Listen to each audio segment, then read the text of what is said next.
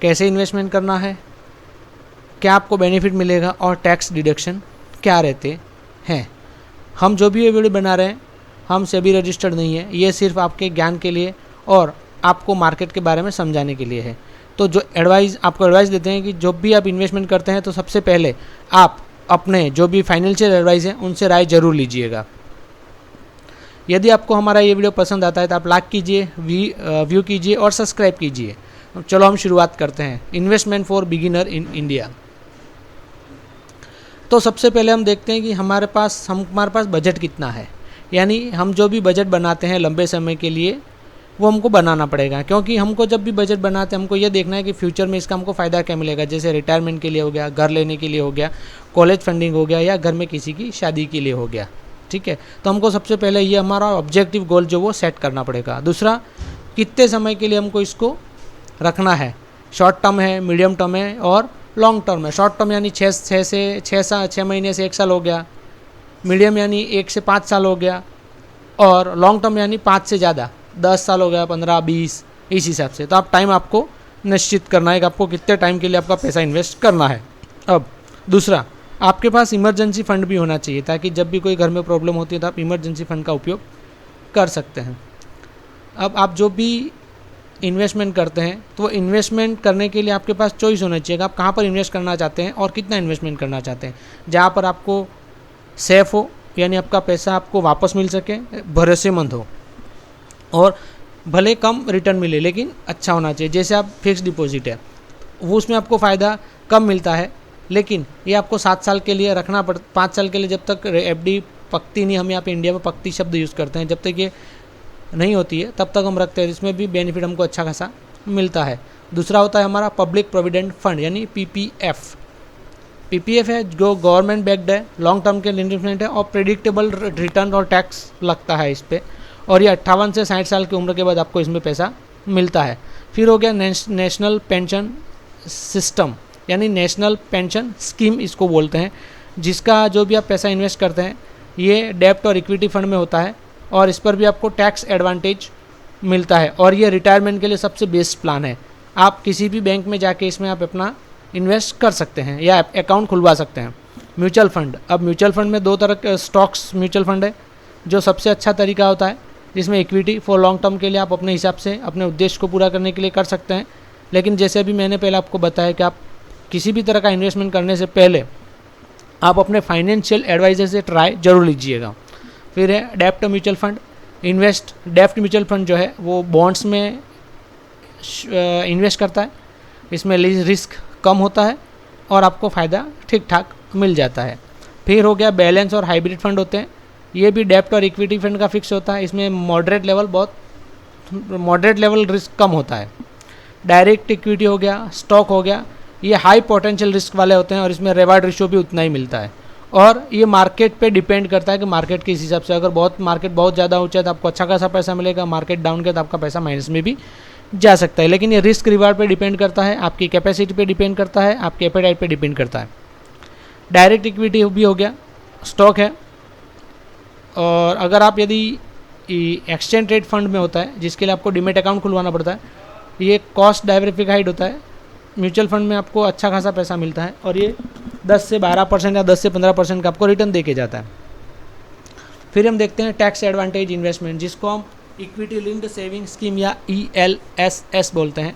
यह भी आपको अच्छा खासा इन्वेस्टमेंट करा सकता है। बहुत सारी स्कीम होती है, जैसे आपको सन लाइफ का है, बिरला सन लाइफ का ELSS है, HDFC का है। तो इस हिसाब से आप अपने फाइनेंशियल एडवाइजर से बात करके उसके बारे में आप ज़्यादा से ज़्यादा जानकारी इकट्ठी कर सकते हैं और इसमें आपको टैक्स बेनिफिट भी मिलता है। फिर हो गया आपका सुकन्या समृद्धि योजना, जो गर्ल्स के लिए विशेष है, गर्ल्स बेटियों के लिए जिनकी उम्र 21 साल हो या फिर जिनकी शादी हो गई है, उससे पहले इसमें आप इन्वेस्ट कर सकते हैं।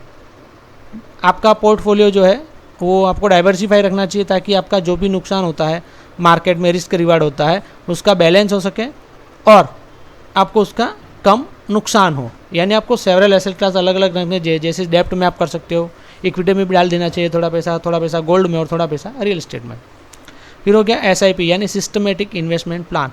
सिस्टमेटिक इन्वेस्टमेंट प्लान SIP आजकल आप बहुत सुन रहे हो कि SIP सही है, यानी इसमें आप कुछ अमाउंट, थोड़ा अमाउंट, जैसे मान लो अब 1000 रुपया है तो 1000 रुपया हर महीने आप एक फिक्स तारीख को इसमें डाल सकते हैं, जिसके लिए आपको एक अकाउंट खुलवाना पड़ता है। और बैंक से भी आप खुलवा सकते हैं या किसी भी नेशनल ब्रोकर के थ्रू खुलवा सकते हैं। जैसे मैं एनजे का पार्टनर हूँ तो आप मेरे से भी संपर्क कर सकते हैं एसआईपी के लिए। एसआईपी आपको लॉन्ग टर्म के लिए होता है और इसमें डिसिप्लिन्ड होता है, यानी आपका हर पैसा थोड़ा थोड़ा महीने हर महीने कटता जाता है। एनआई आपको मिलता है, तो आपका जो भी एंड ऑफ द डे आपका पैसा में जो फ्लैक्चुएशन मार्केट का होता है उसके हिसाब से आपका ये बैलेंस होता जाता है। जिसमें कुछ ऐसे भी होते हैं जिसमें आपको डिविडेंड मिलता है, मंथली भी होता है, 3 मंथली होता है, 6 मंथ होता है और ईयरली भी होता है। तो आपको चूज़ करना है आप किस हिसाब से एसआईपी करना चाहते हैं। फिर अब इसमें इन्वेस्टमेंट करना चाहते हैं तो आपके लिए ऑप्शन क्या क्या अवेलेबल है इन्वेस्ट के लिए, जैसे स्टॉक मार्केट हो गया, म्यूचुअल फंड हो गया। तो उसके लिए आप कहाँ से, जैसे आप तो आपके पास एनजेई वेल्थ है, ज़ेरोधा भी है और आप स्टॉक है और बहुत सारे अलग अलग बैंक भी है, जैसे बैंक ऑफ बड़ौदा है, एसबीआई है, वो भी खोलते अकाउंट आपका खोलते हैं। फिर हो गया टैक्स प्लानिंग। अब आपको टैक्स प्लानिंग भी करना पड़ेगा जिससे आपको बेनिफिट मिले। तो बेनिफिट के लिए आप 80 सेक्शंस में अप टू 1.5 लाख रुपए तक पर ईयर का आप अगर इन्वेस्टमेंट करते हैं तो 1.5 लाख तक का आपको बेनिफिट मिलता है यदि आप इन्वेस्टमेंट करते हैं। वो आपकी सैलरी और जो टैक्स स्लैब है उसके ऊपर डिपेंड करता है। यहाँ पे सिर्फ एक एग्जांपल के रूप में आपको बता रहा हूँ, जैसे ईएलएसएस हो गया, पीपीएफ हो गया और एनपीएस हो गया।